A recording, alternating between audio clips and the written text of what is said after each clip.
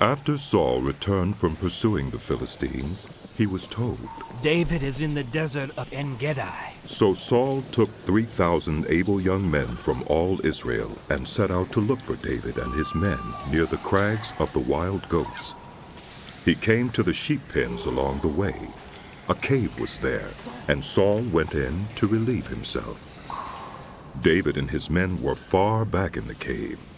The men said, This is the day the Lord spoke of, when he said to you, I will give your enemy into your hands for you to deal with as you wish.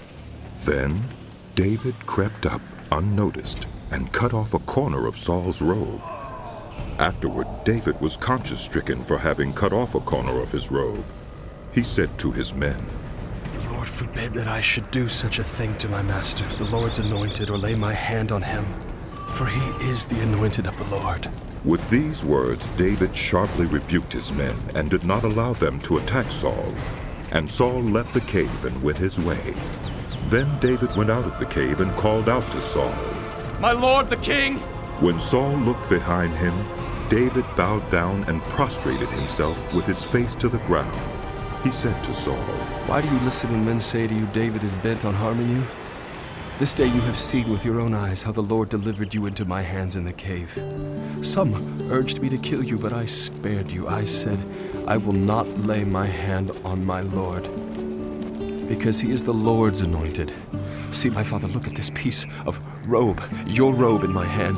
I cut off the corner of your robe, but I did not kill you. See that there is nothing in my hand to indicate that I am guilty of wrongdoing or rebellion. I have not wronged you, but you are hunting me down to take my life. May the Lord judge between you and me, and may the Lord avenge the wrongs you have done to me, but my hand will not touch you. As the old saying goes, from evildoers come evil deeds, so my hand will not touch you. Against whom has the king of Israel come out? Whom are you pursuing, a dead dog? A flea?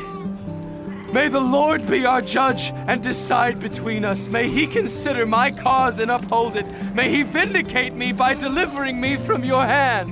When David finished saying this, Saul asked, Is that your voice, David, my son? And he wept aloud. You are more righteous than I, he said. You have treated me well, but I have treated you badly. You have just now told me about the good you did to me. The Lord delivered me into your hands, but you did not kill me. When a man finds his enemy, does he let him get away unharmed? May the Lord reward you well for the way you treated me today. I know that you will surely be king and that the kingdom of Israel will be established in your hands. Now, swear to me by the Lord that you will not kill off my descendants or wipe out my name from my father's family. So David gave his oath to Saul. Then Saul returned home, but David and his men went up to the stronghold.